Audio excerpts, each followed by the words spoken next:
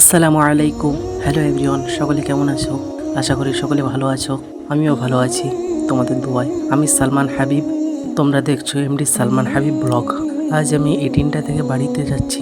ইটিন্ডা থেকে টোটোতে উঠলাম, দেখতে দেখতে সংগ্রামপুর ব্রিজে চলে আসলাম। এটা সংগ্রামপুর ব্রিজ। হালকা হালকা ঝিরঝিরি বৃষ্টি হচ্ছে, মনে হচ্ছে বাড়ি যেতে যেতে ভিজে যাব। হালকা হালকা বৃষ্টির মধ্যে দিয়ে টোটোওয়ালা ভাই তার টোটো রকেটের গতিতে চালাতে লাগলো।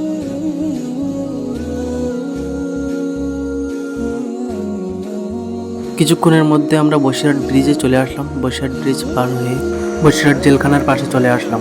এটা হচ্ছে বসিরহাট জেলখানা। মনে করলাম অটোতে করে বাড়িতে যাবো, কিন্তু ঝিরঝিরি বৃষ্টির কারণে ভাবলাম ট্রেনে করেই যাই, ট্রেনে করে গেলেই বেটার হবে।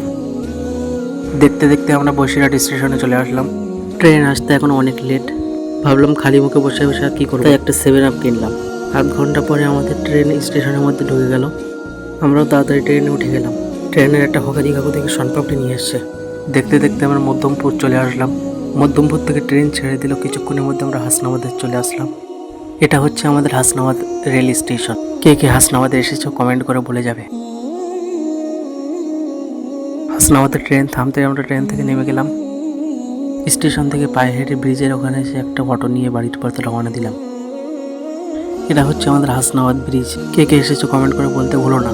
অটো থেকে নেমে বাড়ির পথে রওনা দিলাম বাইকে করে। এটা হচ্ছে আমাদের গ্রামের রাস্তা। কতটা খারাপ দেখো। মাঠে পাট চাষ করেছিল, এখন পাট কাটা হচ্ছে। এইগুলো হচ্ছে পাট গাছ।